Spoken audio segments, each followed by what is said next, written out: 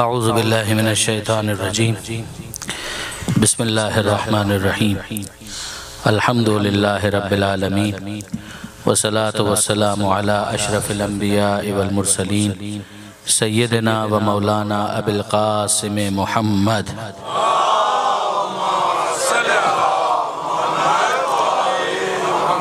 وأهل بيته الطيبين الطاهرين المعصومين المظلومين المنتجبين المنتخبين الميامين لا سيما للإمام المنتظر والحجة الثاني عشر الذين أذهب الله عنهم الرجس وطهرهم تطهيرا.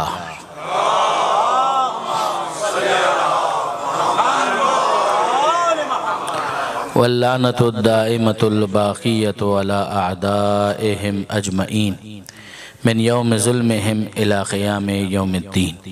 اللهم إنا نرغب إليك في دولة كريمة تعز بها الإسلام وأهله وتذل بها النفاق وأهله وتجعلنا فيها من الدعاة إلى طاعتك والقادة إلى سبيلك وترزقنا بها كرامة الدنيا والآخرة.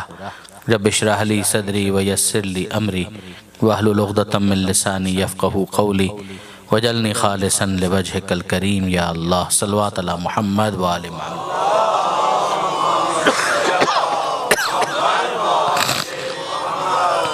أما بعد فقد قال الله سبحانه وتعالى في القرآن الحكيم بسم الله الرحمن الرحيم سنريهم آياتنا في الآفاق وفي أنفسهم حتى يتبين لهم أنه الحق. صلوات على محمد وآل محمد.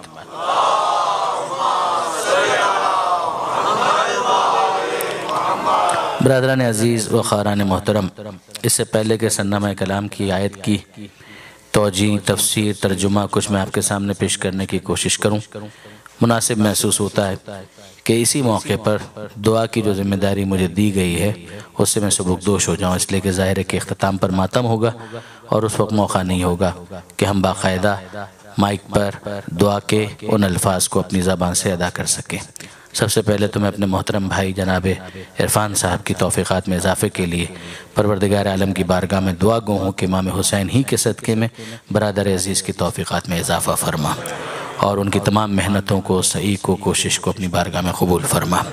اور دوسری بات، بہت سے مومنین نے اپنے متعلق رشتہ داروں میں سے جو اس وقت علیل ہیں، بیمار ہیں، ان کی صحت کے لیے دعا کی التماس کی ہے. پروردگار عالم سے دعا مانگتے ہیں کہ بیمار کربلا کے صدقے میں، جناب فاطمہ صغریٰ کے صدقے میں ان تمام بیماروں کو شفاء کاملہ اور عاجلہ نصیب فرما. ایک مرتبہ درود بھیج دیں محمد و آل محمد.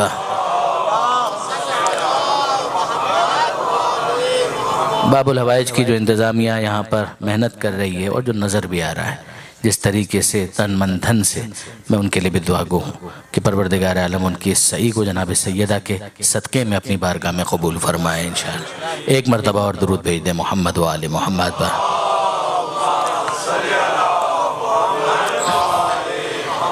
برادران عزیز و خاران محترم، اگر آپ نے غور کیا ہو تو کل ہی ہم نے توحید اور توسل کے حوالے سے گفتگو تو شروع کر دی تھی، مگر باقاعدہ جس آیت کو سرنامہ کلام میں تلاوت کرنا مقصود تھا وہ یہ آیت تھی جو ابھی آپ کے سامنے پڑھی گئی.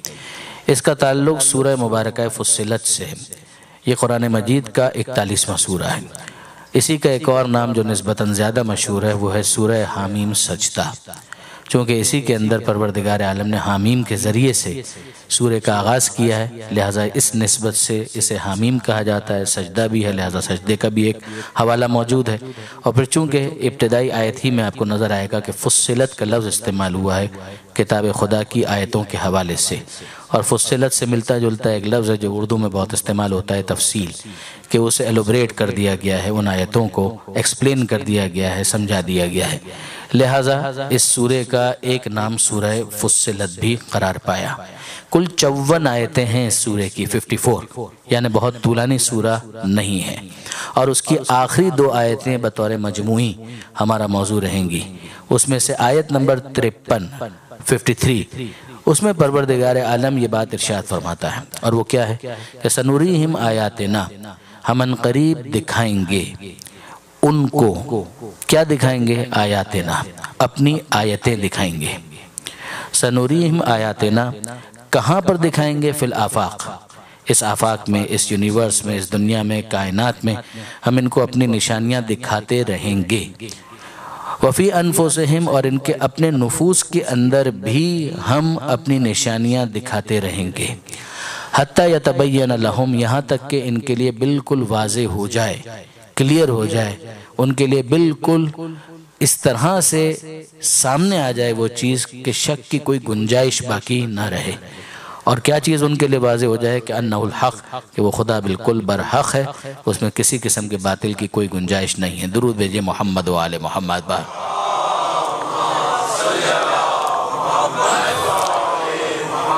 جب آپ دیکھیے توحید کا جو موضوع ہے وہ خوش تو ہے، مگر بہرحال آپ کی بیدار سماعتوں کی نظر ہے یہ تمام نکات، اور میں توقع کرتا ہوں کہ انشاءاللہ آپ آمادگی ساتھ اور پوری بالغی کے ساتھ ان نکات کو سماعت فرمائیں گے۔ بہت سی کتابیں ہیں جو اس موضوع پر لکھی گئی ہیں، بہت سی کتابیں، خود ہمارے علماء نے بھی اس حوالے سے بہت سا کام کیا ہے۔ ایک کتاب جو حضرت آیت اللہ العظمیٰ علامہ سید علی نقی نقن صاحب علی اللہ مقامہ کی کتاب ہے، جس کا نام ہے معرفت خدا۔ آن لائن بھی یہ کتاب اویلیبل ہے۔ یقین جانیے کہ میری دلی خواہش ہے کہ کوئی مرد میدان اٹھے اور اس کتاب کا انگریزی میں ترجمہ کر دے۔ واقعاً جو عصری علوم سے بھی واقف ہو، موجودہ زمانے کے تقاضوں سے بھی واقف ہو، وہ مرد میدان میں آئے اور اس کتاب کا ترجمہ کر دے تو یہ بہت بڑی خدمت ہوگی۔ اس کے علاوہ بھی حضرت علامہ نے اس موضوع کے اوپر کچھ ان کے ملفوظات، ان کے بیانات، ان کی تقاریر آپ کو نیٹ وغیرہ پر بھی مل جائیں گے۔ میں اس سے استفادہ کرتے ہوئے کچھ نکات ہیں کہ جو آپ کے سامنے پیش کرنا چاہتا ہوں۔ دیکھیے برادران عزیز، بحث کو پیش کرنے کے مختلف طریقے ہو سکتے ہیں۔ ایک تو پیورلی اکیڈمک اسٹائل ہو جائے کہ جب مدرسے کے طلاب کے سامنے اگر گفتگو کی جائے تو ظاہر ہے کہ وہ گفتگو الگ انداز سے ہوگی، مگر جب مجلس میں بات ہوگی تو مجلس میں بات کرنے کا طریقہ مختلف ہوگا۔ ہر سطح ذہن کو پیش نظر رکھتے ہوئے کچھ گزارشات ہیں کہ جو پیش کرنا مقصود ہیں۔ ان آیتوں کے اوپر ذرا آپ غور کیجئے، یہ ہیں بھی آیتیں اور ان میں ذکر بھی آیتوں کا ہے۔ آیت کا مطلب کیا ہے؟ نشانی۔ پروردگار عالم جب یہ کہتا ہے کہ ہم اپنی آیتیں دکھلائیں گے، نشانیاں دکھلائیں گے، تو اس سے مراد کیا ہے؟ کہ دلائل وجود، کہ جن کے ذریعے سے پروردگار عالم کا وجود انسان کے لیے واضح ہو سکے۔ وہ آخری منزل وہ تو ناممکن ہے، وہ تو گنجائش ہی نہیں ہے، مگر اتنا تو ہو کہ انسان سمجھ سکے کہ کوئی میرا خالق ہے، کوئی میرا مالک ہے، کوئی ہے کہ جس نے مجھے پیدا کیا ہے۔ یہ پروردگار عالم نے اس آیت کے اندر بیان کیا۔ اچھا ذرا دیکھیے، حضرت علامہ ہی کے الفاظ کا میں سہارا لوں۔ ایک مقام پر وہ یہ ارشاد فرماتے ہیں کہ کبھی مجھے یہ موضوع دیا گیا، اور وہ موضوع کیا تھا؟ کہ کائنات حادثہ ہے یا منصوبہ۔ وہ کہنے لگے کہ کبھی مجھے ایک موضوع دیا گیا کہ کائنات حادثہ ہے یا منصوبہ ہے، یعنی ایکسیڈنٹ ہے یا انٹیلیجنٹ ڈیزائن ہے۔ اگر الفاظ کو ہم بدلیں کہ ایک انٹیلیجنٹ ڈیزائن ہے، ایک پلان ہے، یا ایک ایکسیڈنٹ ہے، یہ ایک حادثہ ہے۔ حادثہ ہے یا منصوبہ، کائنات ہے کیا؟ یہ مجھے موضوع دیا گیا۔ تو وہ کہنے لگے کہ میں نے اپنی باری پر یہ کہا کہ انصاف کی بات یہ ہے کہ موضوع وہی پرانا ہے، بس لفظیں بدلی ہوئی ہیں۔ خدا ہے یا خدا نہیں ہے، اسی کو بدل کر دوسرے انداز سے موضوع بنایا گیا ہے۔ اگر کائنات حادثہ ہے یعنی اس کا مطلب خدا کا انکار، اور اگر کائنات منصوبہ ہے تو اس کا مطلب وجود خدا کا اقرار۔ توحید کا مقدمہ تو وجود خدا ہی ہے نا۔ جب خدا کو کوئی مانتا ہی نہیں ہے تو اس کو ایک کیسے منوائیں گے؟ وہ خدا کو مانے تو پھر اس کے بعد یہ بحث ہوگی کہ وہ ایک ہے یا دو ہے یا پانچ ہے یا 500 ہے، معاذ اللہ۔ تو پہلے تو وہ مقدمہ تو طے ہو۔ تو اگر یہ ثابت ہو جائے کہ کائنات حادثہ ہے تو پھر اس کے بعد خدا ہی نہیں ہے، تو پھر 1 یا 2 اور 200 کی کوئی بحث نہیں ہو سکتی۔ اور اگر ثابت ہو جائے کہ نہیں کائنات منصوبہ ہے تو پھر اس کے بعد یہ دیکھا جائے گا کہ وہ 1 ہے یا 1 سے زیادہ ہے۔ درود بھیجئے محمد و آل محمد با۔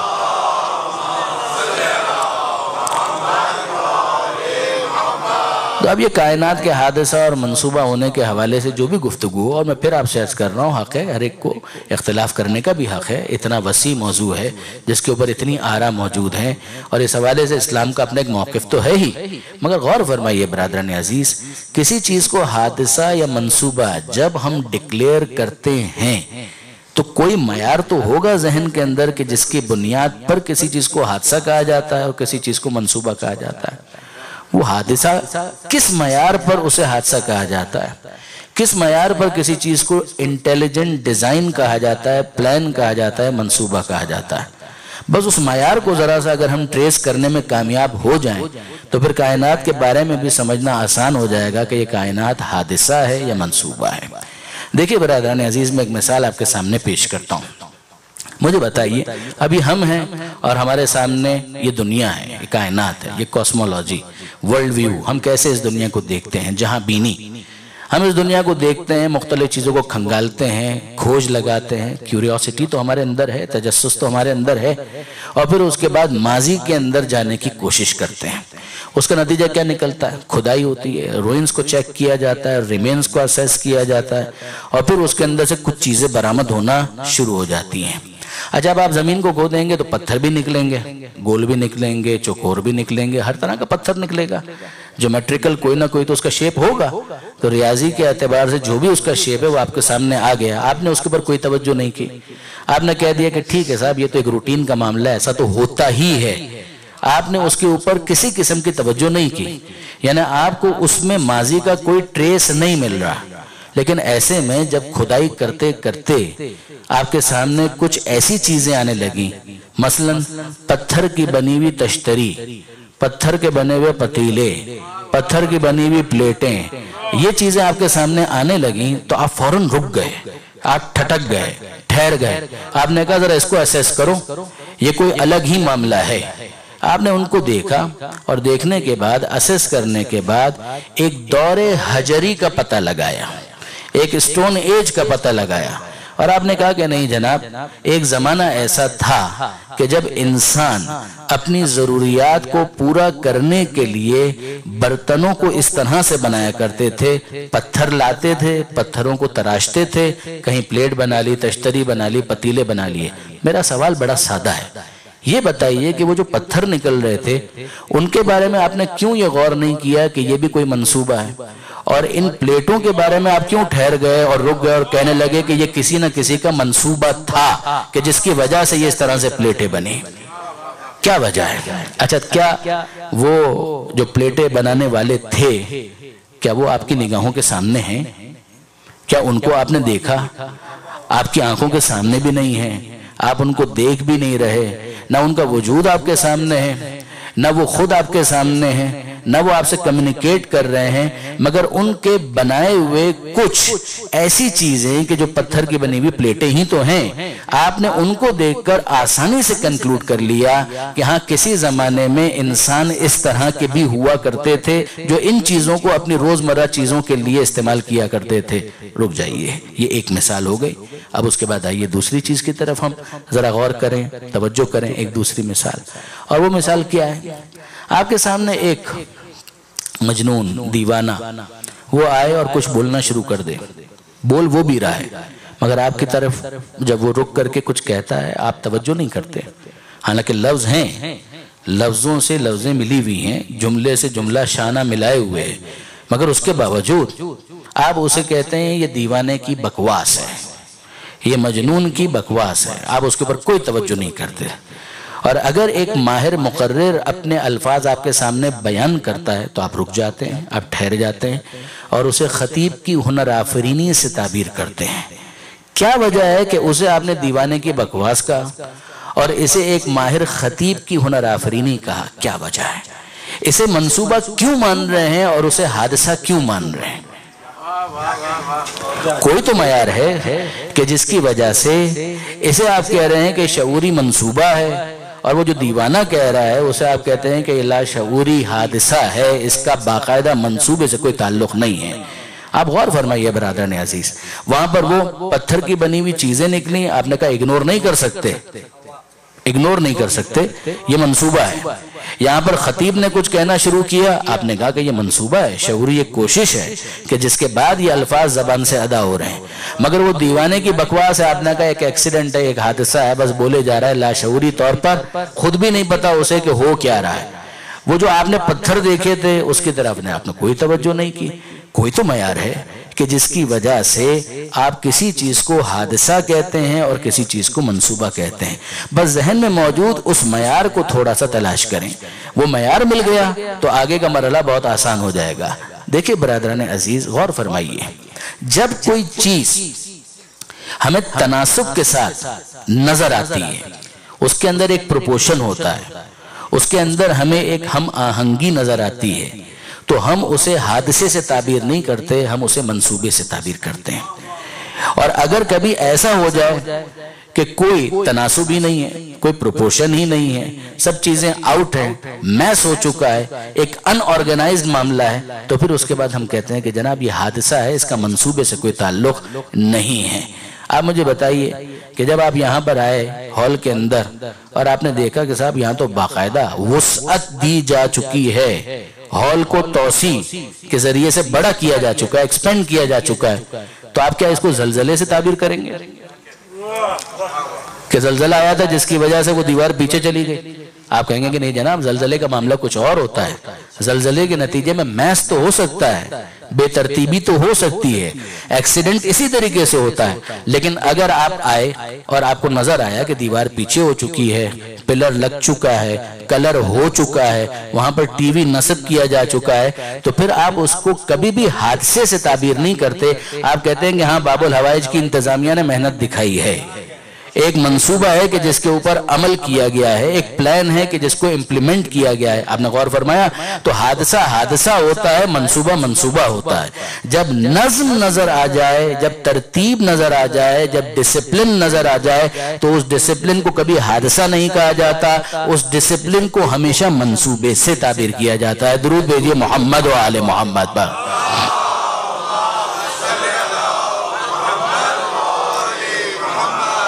ایک مرتبہ اور درود بھیج دیں محمد و آل محمد۔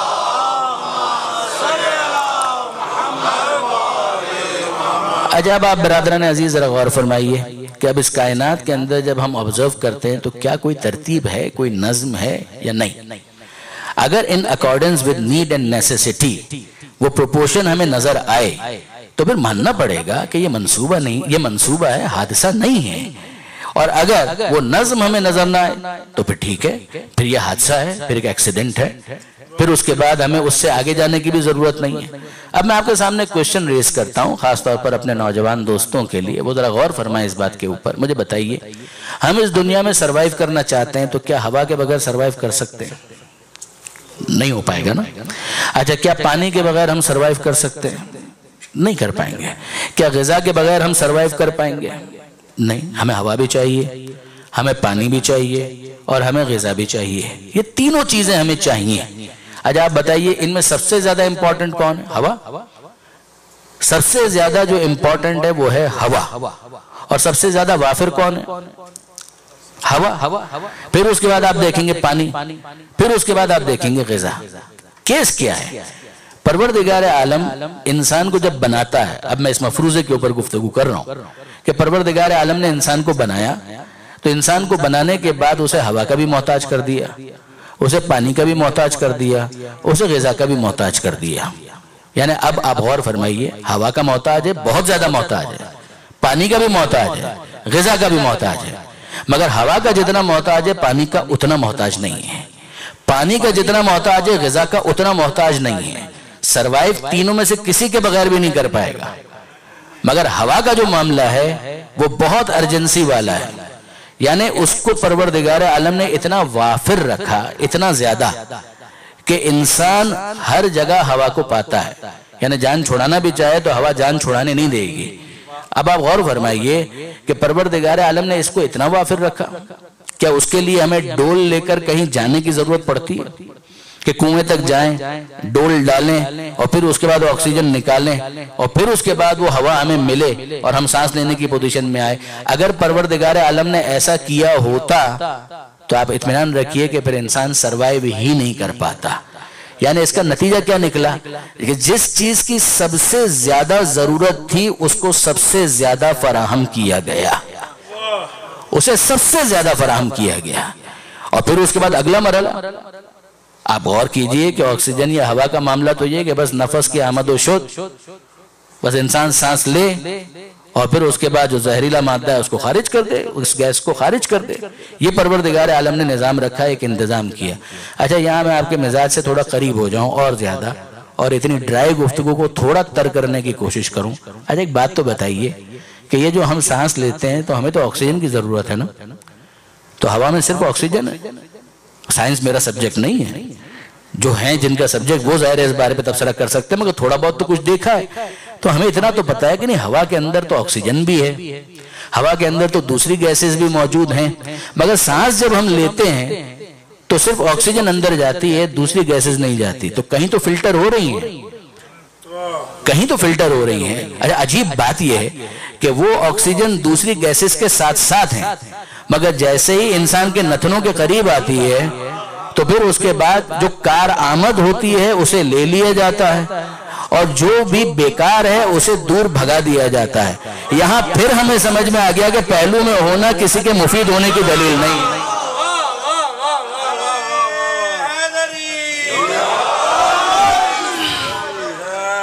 ایک مرتبہ درود بھیج دیں محمد و آل محمد۔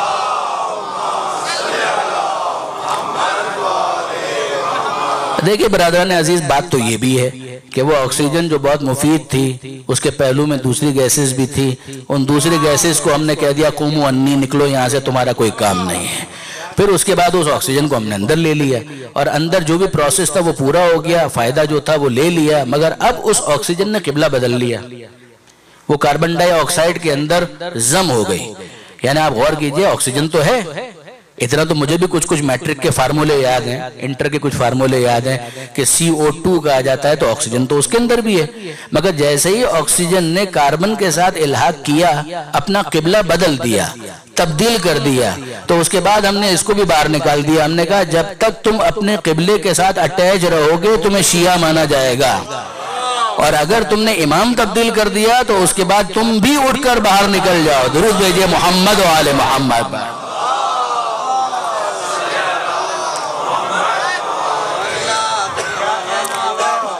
تو آپ نے غور فرمایا برادران عزیز کو، کیس اس طرح کا تو ہے کہ پروردگار عالم نے ہوا کو بھی رکھا ہے، مفید ہے، جتنے فائدے والی چیزیں ہیں ان کو رکھا ہے، اس میں سے جو فلٹر ہو کے اندر جانا چاہیے وہ بھی ایک نظام ہے کہ جس کے تحت اس کو رکھ دیا گیا۔ پروردگار عالم نے اتنا وافر رکھا، اتنا وافر رکھا کہ انسان کو اسے لینے کے لیے کسی کنویں تک نہیں جانا پڑتا، چشمے تک نہیں جانا پڑتا، کسی دریا تک نہیں جانا پڑتا، مگر جب پانی کی باری آئی تو تھوڑی ایفرٹ بڑھانی پڑے گی، اس لیے کہ بہرحال یہ ہوا والا معاملہ نہیں ہے، معاملہ اس کے مقابلے میں لٹل انسان سروائیو کر سکتا ہے، لہذا پروردگار نے محنت کو تھوڑا سا بڑھا دیا۔ کنواں کھودو، چشمہ تلاش کرو، ڈول لے کر جاؤ، کہیں دریا کے پاس جاؤ، پانی حاصل کرو، لائن بچھاؤ، کچھ تو کرو کہ جس کے ذریعے سے پانی کی سپلائی تم تک پہنچ سکے، اور پھر اس کے بعد جب غذا کا معاملہ آیا تو کام کو اور تھوڑا سا مشکل بنا دیا۔ یعنی پروردگار عالم جو قدرت مند ہے وہ چاہتا یہ ہے کہ انسان سروائیو بھی کرے، جب تک انسان کو خدا اس زمین کے اوپر باقی دیکھنا چاہتا ہے بطور نوع انسانی اور بطور افراد انسانی، یعنی اپنی انڈیویجول کیپیسٹی میں اور as a humanity as a whole, دونوں صورتوں میں پروردگار عالم نے جب تک باقی رکھنا ہے یہ سمجھا دیا کہ دیکھو ہمیں تمہیں باقی رکھنا ہے، اس لیے جن چیزوں کی فوری ضرورت ہے اسے تو تمہاری زندگی کا حصہ بنا دیا، ہوا کو ضرورت حیات ہے جزو حیات بنا دیا، پانی کا معاملہ تھوڑا سا مشکل رکھا، اور غذا کے لیے تھوڑی اور زحمت، فارم بناؤ، جانور پالو، غلہ اگانے کے لیے زمین کے اوپر کھیتی باڑی کرو، یہ سب کچھ کرو، تمہیں معطل نہیں کرنا ہے، تمہیں سسپینڈ نہیں کرنا ہے، اپنی عقل کو، اپنے آرگنز کو، اپنے اعضاء و جوارے کو تمہیں معطل نہیں ہونے دینا، ان سب کو استعمال کرو اور زمین سے اپنے رزق کو حاصل کرو، ان مویشیوں کے ذریعے سے اپنے رزق کو حاصل کرو۔ اب برادران عزیز ذرا غور فرمائیے کہ یہ تمام تر چیزیں بنائی گئیں کن کے لیے؟ کہ انسان کے لیے، یہ انسان کے لیے بنائی گئیں۔ اب غور کرنے والی بات یہ ہے کہ اگر یہ پوری تمام تر سیکوینس اگر آپ کو نظم کا پتہ دے، ڈسپلن کا پتہ دے، تو مانیے کہ یہ کائنات منصوبہ ہے، اور اگر اس ایلوبریشن کے بعد بھی لگتا ہے کہ نہیں یہ اتفاقاً ہو گیا تو حادثہ ماننے میں آپ آزاد ہیں۔ درود بھیجئے محمد و آل محمد پر۔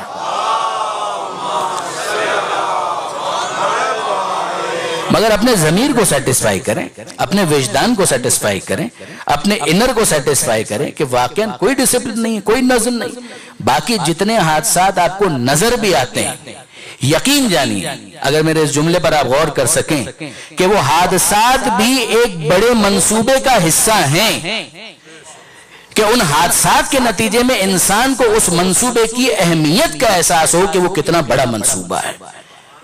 بیماری نہ ہو تو انسان صحت کی نعمت کا احساس نہیں کر پائے گا. غربت نہ ہو تو انسان دولت کی نعمت کا احساس نہیں کر پائے گا. بڑھاپا نہ ہو تو جوانی کی نعمت کا احساس نہیں ہو پاتا. اور اگر موت نہ ہو تو زندگی کی نعمت کا احساس نہیں ہو پاتا. درود بھیجیے محمد و آل محمد پر.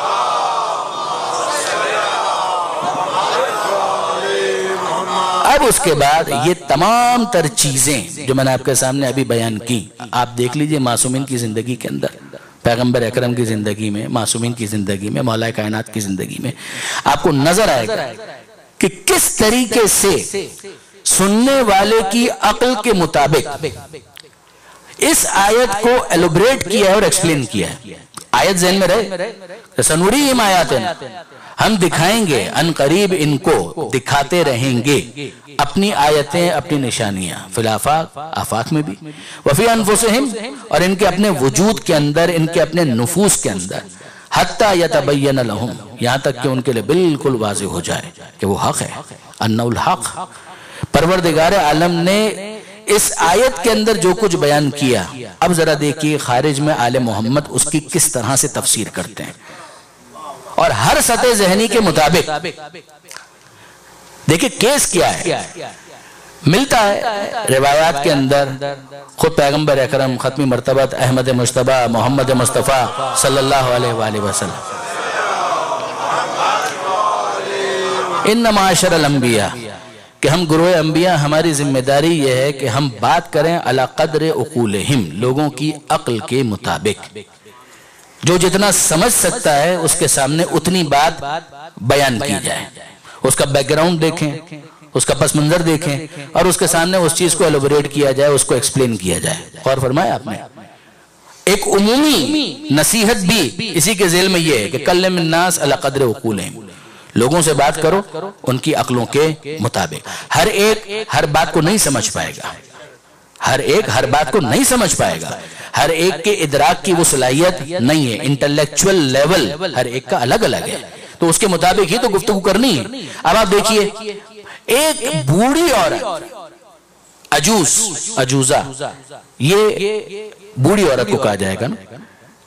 پیغمبر اکرم کا وہ فرمان، حضور فرماتے ہیں کہ علیکم بدین العجائز، تمہاری ذمہ داری یہ ہے، سنیے گا، علیکم، تمہاری ذمہ داری یہ ہے، بدین العجائز، کہ بوڑھی عورتوں کے پاس جو دین ہے کم سے کم اتنا دین تو تمہارے پاس بھی ہو. یہ کیا ہو گیا؟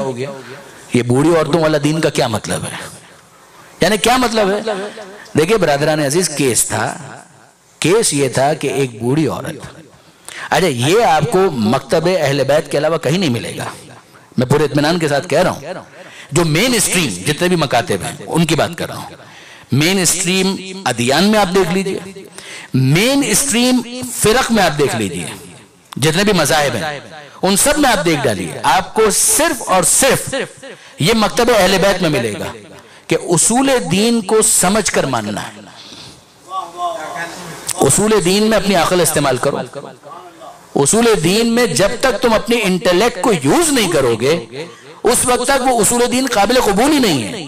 دیکھیں برادران عزیز، اگر آپ نے عقل کو بھی مائنس کر دینا ہے تو پھر آپ انصاف سے مجھے بتائیے کہ آپ میری بات کیوں مانیں گے اور میں آپ کی بات کیوں مانوں گا؟ اگر ہم دین اسلام کے اندر داخل ہو گئے پھر تو اسلام کا حوالہ ہے، جب آپ قرآن کو ماننے لگے تو قرآن کا حوالہ ہے. مگر ایک وہ شخص آپ کے سامنے ہے کہ جو بھی اسلام ہی کو قبول نہیں کرتا، وہ کسی دین کا بھی پابند نہیں ہے، تو کیا آپ قرآن کی آیت دے کر اسے کنونس کر سکتے ہیں؟ کیسے ممکن ہے؟ کیا قرآن مجید نے اس حوالے سے ہدایت دی ہے؟ قرآن خود کہتا ہے افلا تعقلون، کہ کیا تم اپنی عقل استعمال نہیں کرتے؟ خود قرآن کے اندر پروردگار عالم نے تدبر کی دعوت دی ہے. افلا یتدبرون القرآن ام علی قلوب اقفالها، کہ یہ لوگ قرآن میں تدبر کیوں نہیں کرتے؟ کیا ان کے دلوں پر تالے پڑے ہوئے ہیں؟ جو عقل استعمال نہ کرے، پروردگار عالم نے رجس کا لفظ استعمال کیا ہے کہ نجاست کا حکم اس پر لگا دیا گیا جو اپنی عقل استعمال نہ کرے. مگر ان تمام تر وضاحتوں کے باوجود آپ یقین کیجئے کہ مین اسٹریم ادیان کے اندر آپ کو شاید ہی کوئی اور ملے کہ جو یہ کہتا ہو کہ دین کو سمجھنے کے لیے اپنی عقل استعمال کرو. اندھے بنو تو جلوہ نظر آئے گا. عجیب ہے. یعنی اگر عقل استعمال نہ کرو، مجنون ہو جاؤ، دیوانے ہو جاؤ، تب تمہیں دین سمجھ میں آئے گا. تو عقل و خرد کے ساتھ دین کا کوئی تعلق نہیں.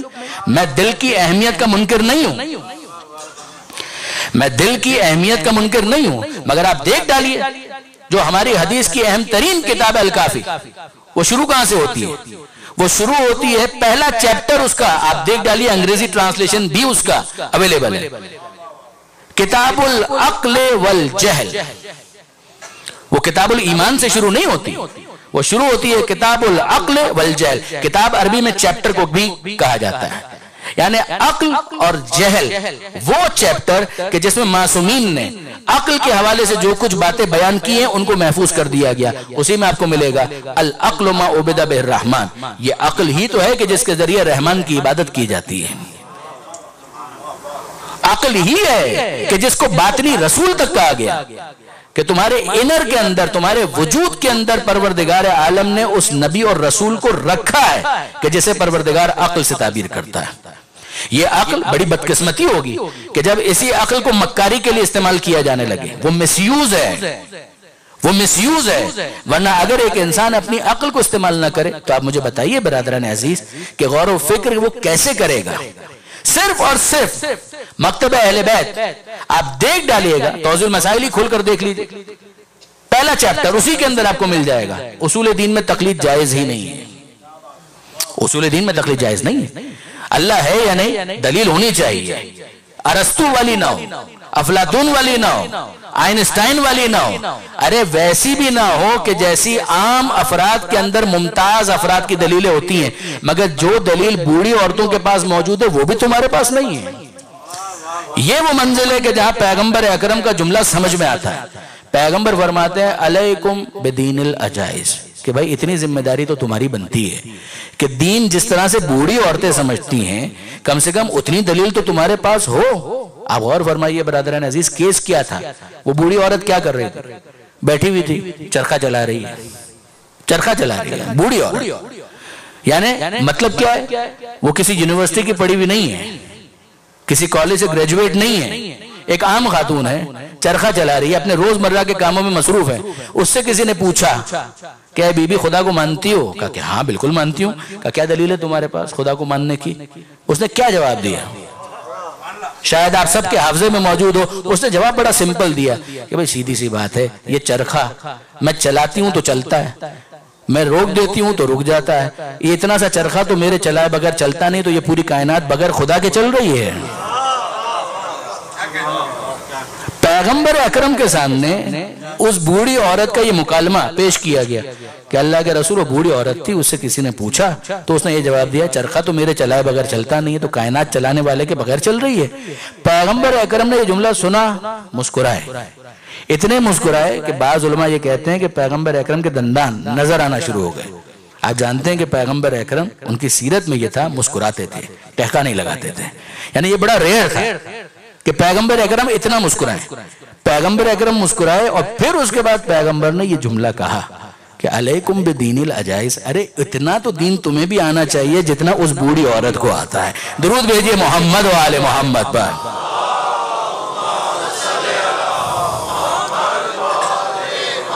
پھر یاد رکھیے برادران، ہر ایک کا لیول ہے. آپ قرآن مجید کو دیکھیے، معصومین کے فرامین کے اندر دیکھیے، آپ کو کچھ باتیں عوام کے لیے ملیں گی، باریک باتیں ملیں گی اس کائنات کے اندر بھی، معصومین کے فرامین کے اندر بھی. وہ سائنسدانوں کے لیے، وہ اس کے اوپر مزید غور کریں، مزید فکر کریں، تفکر کریں، تدبر کریں، چیزوں کو انفولڈ کریں. نظم کائنات کو سمجھنے ہی کے لیے تو ایک سائنسدان میدان میں اترا ہے. جتنا زیادہ وہ نظم کائنات کو سمجھتا جائے گا، نظم کو سمجھ جائے گا، تو کیا منظم تک نہیں پہنچے گا کہ کون اس کا منتظم ہے، کون اس کو آرگنائز کر رہا ہے، کون اس کو ڈسپلن کر رہا ہے. یقین جانیے برادران عزیز کی جتنی ایڈوانسمنٹ سائنٹیفکلی ہو رہی ہے، پریشان ہونے کی ضرورت نہیں ہے. علم بڑھتا جائے گا، خدا پر ایمان بھی ساتھ ساتھ بڑھتا جائے گا. علم کے بڑھنے سے خدا پر ایمان گھٹے گا نہیں، خدا پر ایمان بڑھے گا۔ یہ تو میں نے ایک مثال آپ کے سامنے بیان کی، اس بوڑھی عورت کی مثال۔ پیغمبر اس کو انڈوس کر رہے ہیں، وہ یہی تو دیکھ رہی ہے کہ نظم کائنات کس طرح سے آپریٹ ہو سکتا ہے، فنکشنل ہو سکتا ہے اگر کوئی اس کا چلانے والا نہ ہو۔ اب آئیے ذرا دوسری مثال کی طرف چلیے۔ یہ دوسری مثال خود مولا کائنات امیر المومنین علی ابن ابی طالب علیہ السلام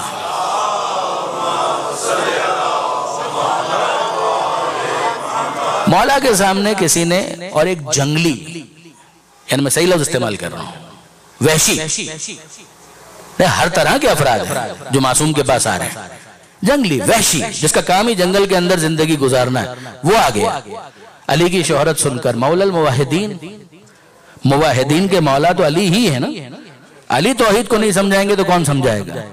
امیر المومنین کے سامنے وہ آ کر کہتا ہے کہ یا علی مجھے بتائیے ثانی کے بارے میں، خالق کے بارے میں۔ امیر المومنین اب اس کے بیک گراؤنڈ کو ذہن میں رکھتے ہوئے کیا جواب دیتے ہیں، ذرا سنیے۔ امیر المومنین فرماتے ہیں بھئی البعرۃ تدل علی البعیر والروثۃ تدل علی الحمیر وآثار القدم تدل علی المسیر فہیکل علوی بہذہ اللطافہ ومرکز سفلی بہذہ الکثافہ کیف لا یدلان علی اللطیف الخبیر۔ کیا بات ہے! امیر المومنین کے ان الفاظ کو برادران عزیز معذرت کے ساتھ انجوائے کرنے کے لیے تھوڑی بہت عربی آنا ضروری ہے۔ جو امیر المومنین نے اس کے اندر ارشاد فرمایا ہے، بات بالکل سامنے کی، جملے تو ذرا دیکھیے۔ مولا فرماتے ہیں البعرۃ تدل علی البعیر، بھئی جنگل میں زندگی گزارتے ہو، وہیں پر تمہارا اٹھنا بیٹھنا ہے، دیکھتے ہو جانوروں کی مینگنیاں تمہیں نظر آتی ہیں، جانور نظر نہیں آتا، مگر مینگنیوں کو دیکھ کر جانور تک پہنچ جاتے ہو۔ تم نے جانور کو نہیں دیکھا، تم نے مینگنیاں دیکھی ہیں، ان کو دیکھ کر، یعنی ذرا تم اپنے لیول کو دیکھو کہ یہاں تک تو تمہیں بھی سمجھ میں آ رہا ہے کہ اگر مینگنیاں ہے تو یہاں سے جانور تو گزرا ہے، جانور کو گزرتے ہوئے تم نے نہیں دیکھا، مگر تمہاری عقل خود تمہیں سمجھا رہی ہے کہ یہ مینگنی ہے تو اس کا مطلب جانور یہاں سے گزرا ہے، تو اس کے ذریعے سے تم اونٹ تک بھی پہنچ گئے، گدھے تک بھی پہنچ گئے۔ اور پھر مولا فرماتے ہیں وآثار القدم تدل علی المسیر، ارے تم قدموں کے نشان دیکھتے ہو اور چلنے والے کو بھی پہچان لیتے ہو۔ نہیں برادران عزیز، آپ نے غور نہیں کیا، یہ ان کا خاص فن تھا، یہ ان کا خاص فن تھا، یعنی اس عرب معاشرے کے اندر یہ فن اپنے عروج پر تھا۔ اور اب آئیے ذرا سا اور مجھ سے قریب ہو جائیے، مجھے ایک بات بتائیے، پیغمبر اکرم کا تعاقب کرتے ہوئے جو غار تک پہنچے تھے تو وہ کیسے پہنچے تھے؟ قدموں کے آثار ہی سے تو پہنچے تھے نا۔ اب دیکھیے برادران عزیز، غور تھوڑا سا اس مثال کو ہم روکیں گے مگر ذرا آگے بڑھیے۔ یہ نکلے پیغمبر ہجرت کے موقع پر، شب ہجرت کے موقع پر پیغمبر اکرم نکلے، پیغمبر اکرم کے ساتھ ایک دوسرے صاحب بھی موجود ہیں، دونوں نکلے نا۔ اچھا، علامہ اظہر حسن زیدی صاحب ایک بہت پیاری بات کہتے ہیں، بہت زبردست بات، اور آپ یقیناً محظوظ ہوں گے۔ مولانا اظہر حسن زیدی صاحب جیسے خطیب، انہوں نے ایک دفعہ یہ بات کہی شب ہجرت کے اس واقعے کو بیان کرتے ہوئے کہ بھئی ضرورت کیا تھی کہ کسی اور کو ساتھ لیا جائے۔ ڈیٹیل میں جو بحث ہے وہ اپنے مقام پر، اس وقت اس ڈیٹیل کو تو انفولڈ میں نہیں کر سکتا، مگر ذرا سے رکیے اور غور کیجئے۔ مولانا زیدی فرماتے ہیں کہ بھئی پیغمبر اکرم کے چہرے کی نورانیت کا کیا عالم تھا؟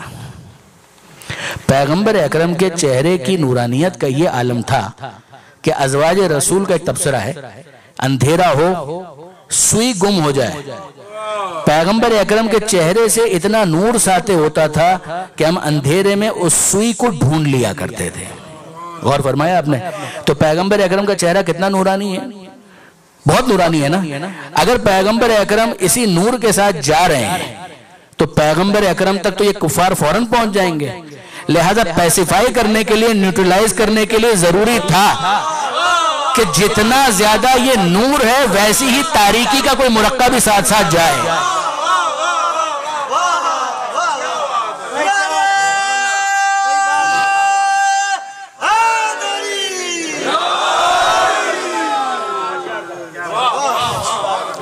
اجا وہ جتنے بھی افراد ہیں وہ ٹریس کرتے، قیافہ شناسی پہچان رہے ہیں قدموں کو دیکھ کر، وہ باقاعدہ کہہ رہے ہیں، جو اس کے ماہر تھے انہوں نے کہا کہ یہ محمد مصطفیٰ کا پیر ہے، ان کے قدموں کا نشان ہے، اور یہ دوسرا نام لیا ان کے پیروں کا نشان، بالکل پہچان لیا۔ اور ساتھ ساتھ کہا کہ یہ یہاں سے دونوں جا رہے ہیں، آگے پہنچے یہاں تک کہ غار ثور تک پہنچ گئے۔ اچھا برادران عزیز غور فرمائیے، پہچاننے والے پہچان رہے ہیں یہ پیغمبر اکرم کے پیروں کا نشان ہے، یہ دوسرے صاحب کے پیروں کا نشان ہے، کوئی کنفیوژن نہیں ہے، بالکل کرسٹل کلیئر ہے، یہ پیغمبر کے پیر کا نشان ہے، بہت توجہ کیجئے گا، اور یہ دوسرے صاحب کے پیر کا نشان ہے۔ شب ہجرت امیر المومنین رات بھر گھر میں چادر اوڑھ کر سوئے ہوئے ہیں۔ پیغمبر اکرم کا سن امیر المومنین کا سن بہت فرق ہے، بہت توجہ کیجئے گا، بہت فرق ہے۔ پیغمبر اکرم جس سن میں ہیں تقریباً 53 برس، 13 برس ہو چکے ہیں، امیر المومنین جوان ہیں اس موقع پر۔ امیر المومنین کا حلیہ لکھا ہوا ہے، نفس رسول ہونے کے باوجود حلیہ الگ ہے، اور شاید اسی لیے الگ ہے کہ یہ حقیقت آشکار ہو سکے۔ امیر المومنین جوان، حلیہ الگ، لیٹے ہوئے ہیں، چادر اوڑی ہوئی ہے، مگر رات بھر وہ ننگی تلواریں لے کر پہرا دیتے رہے، انہیں ذرا سا بھی شبہ نہیں ہوا کہ پیغمبر اندر نہیں ہے۔ علی لیٹے ہوئے ہیں، وہ سمجھ یہی رہے ہیں کہ پیغمبر لیٹے ہوئے ہیں، کسی کو شبہ نہیں ہوا، اور یہاں پر صرف قدموں کے نشان ہیں، الگ الگ ڈسٹنگوش کر رہے ہیں، یہ محمد کے قدموں کے نشان ہیں، یہ دوسرے صاحب کے قدموں کے نشان ہیں۔ اس کا مطلب کیا ہے؟ جگر جگر است، دگر دگر است۔ اپنا اپنا ہے۔ دیکھیے برادران عزیز، ایسا ہی ہو تو پھر پروردگار نفس رسول ہونے کی سند دیا کرتا ہے۔ درود بھیجئے محمد و آل محمد۔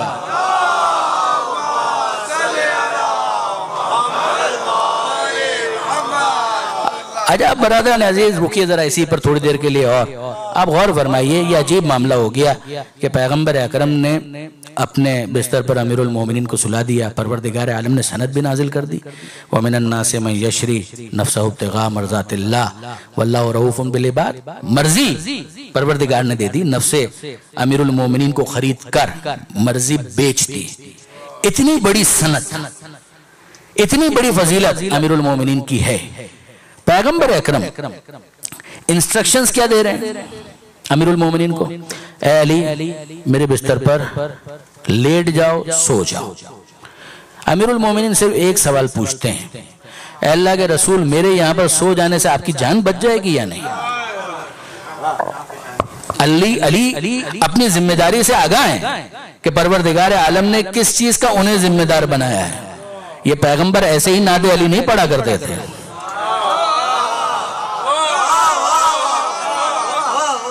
امیر المومنین اپنی ذمہ داری سے واقف ہیں کہ میں علی ہوتے ہوئے پیغمبر کا محافظ ہوں۔ اچھا یہ ایسا ہی نہیں ہے، امیر المومنین کے القاب میں سے ایک لقب ہے حارس رسول اللہ، رسول اللہ کا باڈی گارڈ۔ پیغمبر اکرم کو گارڈ کرنے کے لیے پروردگار عالم نے امیر المومنین کو رکھا تھا۔ اچھا اب امیر المومنین بیٹوں کی طرح سے ہیں، پیغمبر اکرم کے محافظ بھی ہیں۔ پیغمبر اکرم کہتے ہیں علی میرے بستر پر لیٹ جاؤ، سو جاؤ۔ امیر المومنین کیا کہتے ہیں؟ اے اللہ کے رسول مجھے صرف اتنا بتا دیجئے، میرے یہاں پر سو جانے سے آپ کی جان بچ جائے گی؟ پیغمبر اکرم نے کہا کہ ہاں اے علی تمہارے یہاں پر سو جانے سے میری جان بچ جائے گی۔ امیر المومنین سو گئے۔ دیکھیے امیر المومنین نے ایک بہت بڑا کام کیا ہے، یہ جملہ پوچھ کر، یہ سوال پوچھ کر امیر المومنین نے واضح کر دیا کہ اللہ کے رسول کی جان ساتھ جانے سے نہیں بچے گی، یہاں سونے سے بچے گی۔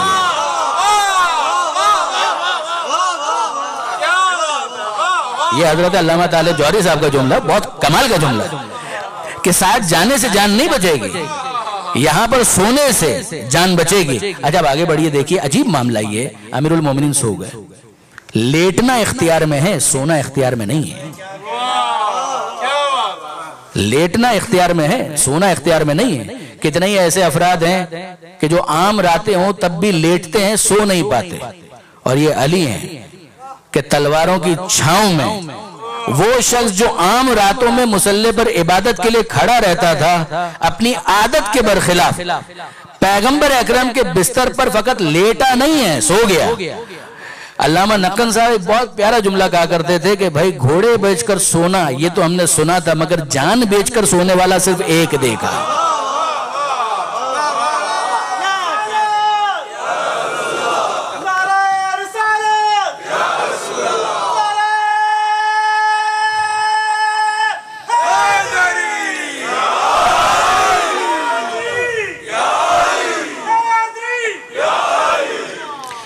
یہ جان بیچ کر سونے والا، جس نے اپنی جان بیچ دی، مرضی پروردگار خرید لی، اس طرح سے سونے والا، یہ تو ایک علی ہی دیکھا کہ جو اس طرح سے سو رہا تھا۔ یہ نفس اگر مسترب ہوتا نا تو نہ سو پاتا۔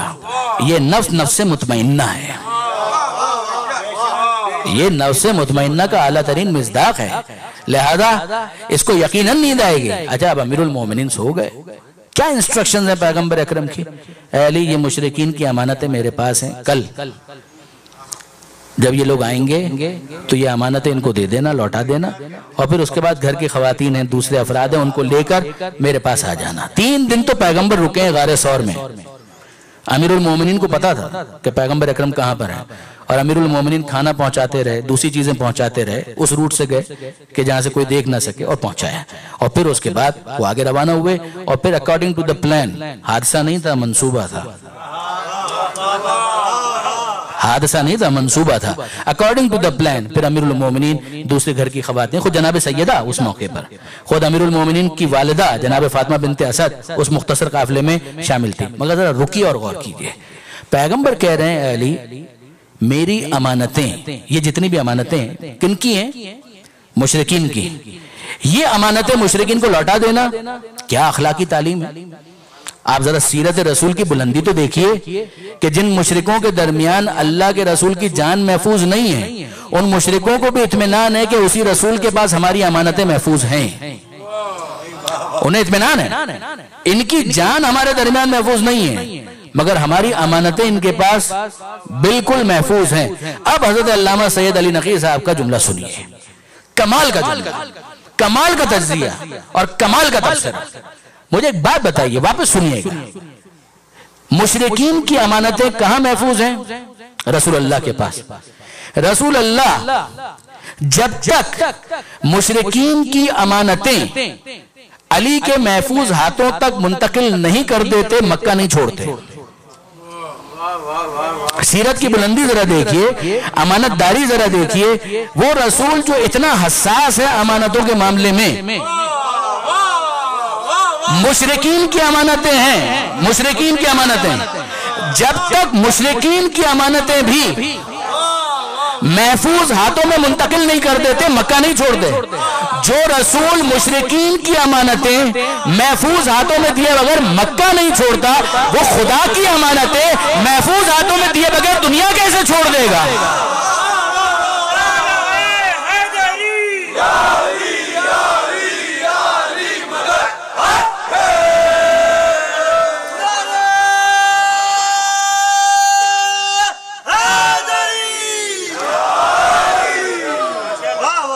یعنی یہ نقطہ واقعاً قابل توجہ ہے۔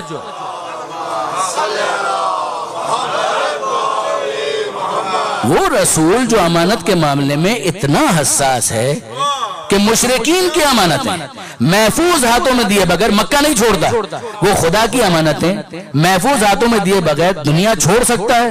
شاید یہی وجہ تھی کہ غدیر میں علی کو اپنے ہاتھوں پر بلند کیا۔ میرے محفوظ ہاتھوں کو بھی دیکھ لو اور علی کے امانت دار ہاتھوں کو بھی دیکھ لو۔ یہ میں اعلان مولائیت بھی کر رہا ہوں اور یہ بھی بتا رہا ہوں کہ وہ کون سے محفوظ ہاتھ ہیں کہ جن میں اللہ کی امانتیں دے کر میں دنیا سے جا رہا ہوں۔ درود بھیجئے محمد و آل محمد پر۔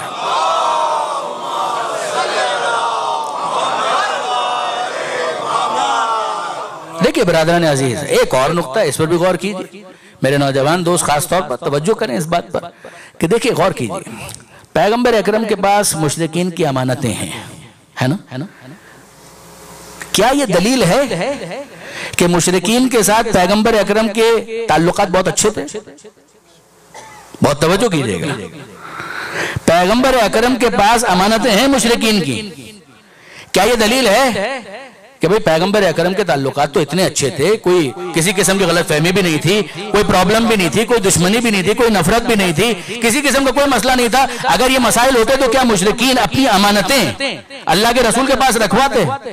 تو آپ سب کہیں گے کہ نہیں جناب، ایسا تھوڑی ہے۔ امانت دار ہونے کے بعد مشرکین کی امانت کی حفاظت کرنا یہ تعلقات کے اچھے ہونے کی دلیل نہیں ہے، ظرف کی بلندی کی دلیل ہے۔ یعنی میں کہنا کیا چاہ رہا ہوں،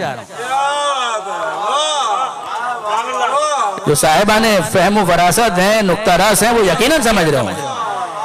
کئی مرتبہ ہمارے سامنے پیش کیا جاتا ہے، دیکھیے حالات اتنے اچھے تھے، علی سے مشورہ کرتے تھے، علی سے مشورہ کرتے تھے، دیکھیے اس موقع پر مشورہ کیا، اس موقع پر مشورہ کیا۔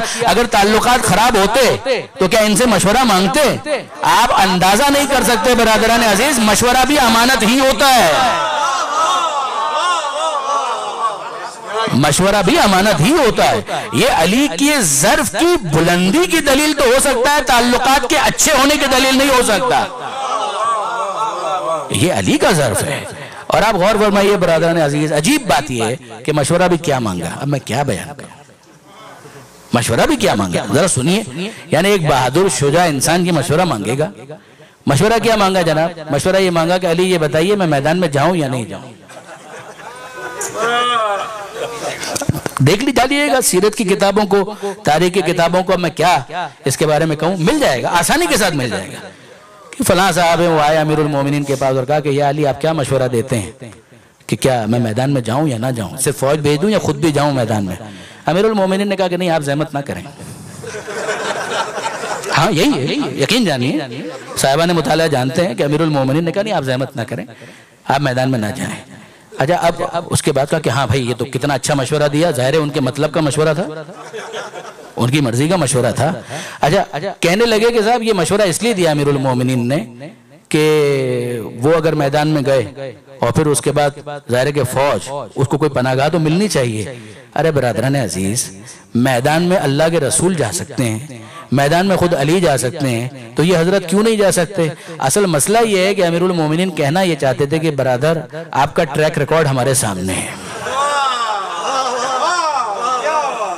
آپ کا ٹریک ریکارڈ پہلے بھی ہمارے سامنے، ہم جانتے ہیں کہ احد میں آپ نے کیا کیا، ہم جانتے ہیں کہ حنین میں آپ نے کیا کیا، تو اتنی مرتبہ تو ایکسپوز ہو چکے، مزید زحمت کرنے کی ضرورت نہیں ہے۔ درود بھیجئے محمد و آل محمد۔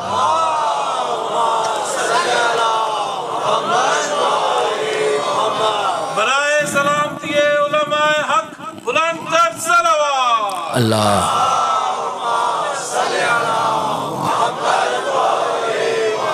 اب برادران عزیز، ظاہر ہے کہ یہ بات تو متصل ہوگی اور کل آگے بڑھے گی انشاءاللہ، مگر غور فرمائیے، یہ پیغمبر اکرم کی ہجرت تھی اور وہ حسین ابن علی کی ہجرت تھی۔ پیغمبر اکرم نے جب مکہ چھوڑا ہے نا، تو پیغمبر اکرم نے ایک دعا مانگی تھی کہ پروردگار میں وہاں سے جا رہا ہوں جو جگہ مجھے بہت پسند تھی، تو مجھے وہاں لے جا کہ جو جگہ تجھے بہت پسند ہے۔ مدینہ پہنچے۔ اب آپ مجھے بتائیے کہ حسین کے لیے کتنا سخت ہے مدینہ منورہ ترک کرنا۔ میں نے بعض اوقات یہ جملہ ہمت کر کے کہا کہ مجھے نہیں معلوم کہ حسین ابن علی کے لیے شب عاشور زیادہ سخت تھی یا وہ رات کے جب حسین مدینہ چھوڑنے کا ارادہ کر رہے تھے۔ نانا کا مدینہ ہے، میرے نانا کی قبر ہے، میری ماں زہرا کی قبر ہے، میرے بھائی حسن کی قبر ہے، وہ مدینہ جس کی گلیوں میں حسین کا بچپنا گزرا، حسین کا لڑکپن گزرا، حسین کی جوانی گزری، جہاں حسن اور حسین کھیلا کرتے تھے، جہاں کبھی پشت رسول کے اوپر حسین سواری کیا کرتے تھے۔ سجدے کے عالم میں پیغمبر اکرم نے ناز اٹھائے ہیں حسین ابن علی کے۔ ابھی ہمارے محترم بھائی اس کو نظم کی صورت میں بیان بھی کر رہے تھے۔ ذرا غور فرمائیے برادران عزیز، بہت سخت ہے حسین ابن علی کے لیے، بہت سخت۔ ہمیں ملتا ہے کہ حسین ابن علی نانا کی قبر پر بھی آئے، ماں کی قبر پر بھی آئے، بھائی کی قبر پر بھی آئے، اور یہ عجیب جملہ علماء نے، مقتل نگاروں نے لکھا کہ جب نانا کی قبر پر آئے ہیں تو قدم جما جما کر چل رہے تھے باوقار انداز میں، جب بھائی کی قبر پر آئے ہیں تو باوقار انداز سے رخصت ہو رہے ہیں، دل غمگین ہے مگر باوقار انداز سے، مگر جب ماں فاطمہ زہرا کی قبر پر آئے ہیں تو اس طرح سے آئے ہیں کہ جس طرح سے ایک چھوٹا بچہ اپنی ماں کی طرف لپکتا، اور آ کر ایک جملہ کہا جناب سیدہ کی لحد کو مخاطب کر کے، السلام علیکی یا امہ، اے مادر گرامی آپ پر میرا سلام۔ قبر سے جواب آیا، وعلیک السلام یا مظلوم الام، اے ماں کے مظلوم بیٹے تجھ پر بھی ماں کا سلام۔ وعلیک السلام یا شہید الام، اے ماں کے شہید بیٹے تجھ پر بھی ماں کا سلام۔ وعلیک السلام یا غریب الام، اے ماں کے پردیسی بیٹے تجھ پر بھی ماں کا سلام۔ یہ ماں کی قبر سے رخصت ہوئے، بھائی کی قبر سے رخصت ہوئے، نانا کی قبر سے کئی مرتبہ رخصت ہوئے۔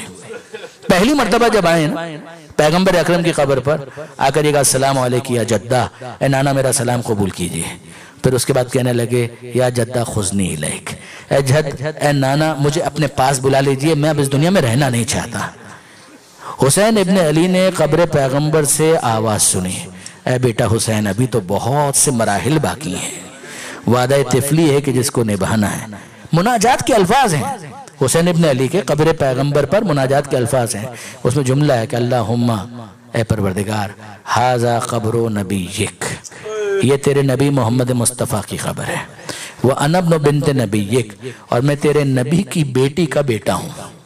قد حضرنی من الامر ما قد علمت، اے پروردگار وہ وقت آ گیا کہ جو تیرے علم میں ہے، جو تو جانتا ہے۔ حسین ابن علی اسی وعدہ طفلی کو ریفر کر رہے ہیں نا، اے پروردگار میں اس وقت کے بارے میں متوجہ ہوں، وہ وقت آ گیا اور میں اس وعدے کو نبھانے کے لیے میدان میں جا رہا ہوں۔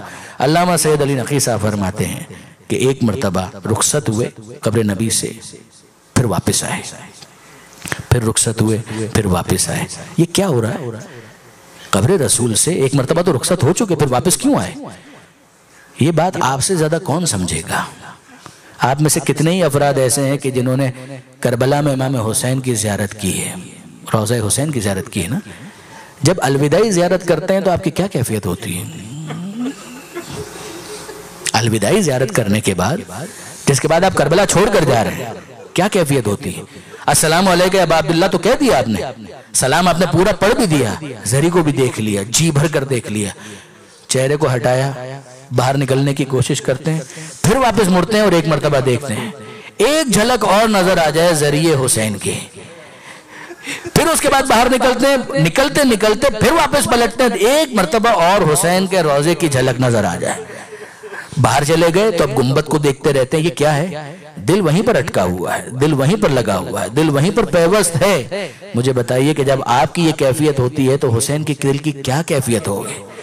جو اپنے نانا کی قبر سے رخصت ہو رہے ہیں، کئی مرتبہ رخصت ہوئے، اور آخری مرتبہ جب آئے ہیں قبر پیغمبر پر تو ایک عجیب کام کیا حسین ابن علی نے، اپنا رخسار پیغمبر اکرم کی قبر پر رکھا اور حسین کی آنکھ لگ گئی۔ کتنا بے جوڑ یہ جملہ محسوس ہوتا ہے؟ کہاں حسین؟ کس کیفیت میں؟ ہجرت کرنی ہے، سامان تیار کیا جا رہا ہے، وہاں پر عباس علمدار انتظار کر رہے ہیں، بیویاں منتظر ہیں، اور یہاں پر حسین ابن علی کیفیت کیا ہے؟ الوداعی زیارت کر لی، کئی مرتبہ کر لی، پھر پلٹ کر آتے ہیں۔ وہ دل کی بے چینی ہے نا، دل کی لگن ہے، انسیت ہے نانا کی قبر سے، مگر آخری مرتبہ کیا کیا؟ رخسار رکھا اور آنکھ لگ گئی۔ کتنا بے جوڑ جملہ ہے، مگر برادران عزیز نفسیات کے بدلنے سے اثر بدلتا ہے۔ معاملہ یہ ہے کہ جب حسین نے اپنا رخسار پیغمبر اکرم کی قبر پر رکھا ہے تو کچھ یاد آ گیا کہ یہ میرے وہی نانا تو ہیں کہ جن کے سینے پر میں اپنا رخسار رکھ کر سویا کرتا تھا۔ جیسے ہی نانا کا سینہ یاد آیا حسین کی آنکھ لگ گئی۔ بس عزاداروں، یہ آل محمد کے گھرانے میں سینے پر سر روک کر سونے کی رسم بہت آگے تک گئی۔ وہ رسول اللہ کا سینہ تھا کہ جس پر حسین سر رکھ کر سویا کرتے تھے، اور وہ حسین کا سینہ تھا کہ جس پر سکینہ سر رکھ کر سویا کرتے تھے، اور یہی تو سکینہ کی فریاد تھی نا، اے بابا کہاں ہو؟ مقتل میں یہی کہتے ہوئے تو سکینہ تلاش کر رہی تھی، اے بابا کہاں ہو؟ مجھے بتاؤ، تمہیں معلوم تو ہے تیرے سینے کے سوا سکینہ کو کہیں نیند نہیں آتی، بابا آواز دو۔ اور سکینہ نے ایک بے سر کے لاشے سے آواز سنی، الیہ الیہ یا بنیا، اے میری سکینہ میرے پاس آ جا۔ سکینہ نے سر تو رکھ دیا، مگر اے بی بی ہمارا سلام قبول کیجئے۔ آپ نے اس زخمی سینے پر سر رکھنے کے لیے جگہ کیسے تلاش کر لی، جو تیروں سے چھلنی، جو تلواروں سے زخمی؟ بس اتنا ہے کہ جب جناب زینب نے آ کر بیدار کیا ہے نا اور کہا ہے کہ اے سکینہ اٹھو، اس طرح سے کوئی جنگل میں نہیں سوتا۔ علامہ رشید ترابی کا جملہ ہے، وہ کہتے تھے کہ اس وقت سکینہ نے معصومیت کے ساتھ کہا، مگر پھوپھی اماں میرے بابا بھی تو یہیں پر سو رہے ہیں، میں اپنے بابا کو تنہا چھوڑ کر کہیں نہیں جاؤں۔ ماتم حسین۔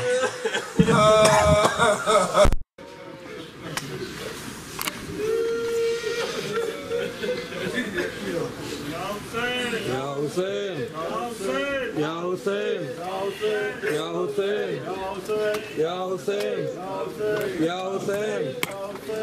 حسین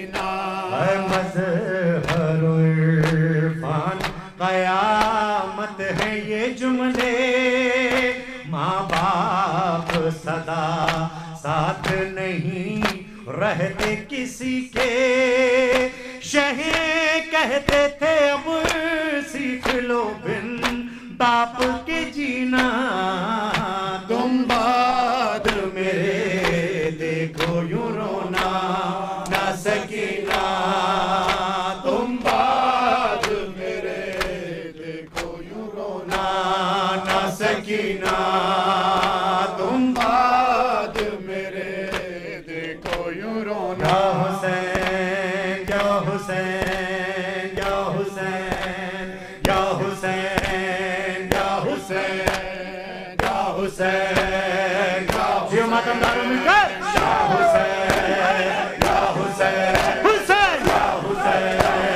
یا حسین یا حسین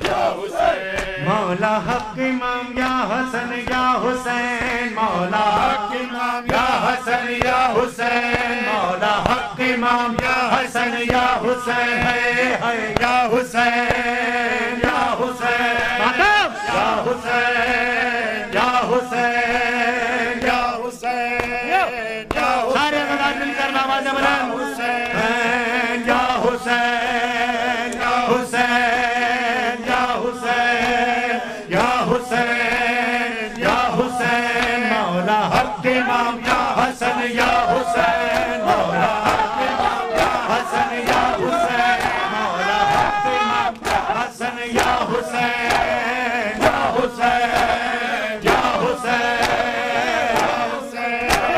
حسین یا حسین یا حسین یا حسین یا حسین یا حسین یا حسین یا حسین یا حسین مولا حق امام یا حسن یا حسین مولا حق امام یا حسن یا حسین یا حسین یا حسین جزاک اللہ یا حسین یا حسین یا حسین یا حسین یا حسین یا حسین یا حسین یا حسین یا حسین حلقہ بنا کر ماتیوں یا حسین یا حسین یا حسین بعد حسین ابن علی زینب پہ کیا آئی گھڑی جلتی ہوئی ریتی پہ تھی بے آسرا لے نبی شام غریب آ گئی شام غریب آ گئی ہر سودا سی چھا گئی ہر سودا سی چھا گئی پہرے پہ زینب آ گئی پہرے پہ زینب آ گئی ہوٹوں پہ تھا بس یہ کہنا مولا حق امام یا حسن یا حسین مولا حق امام یا حسن یا حسین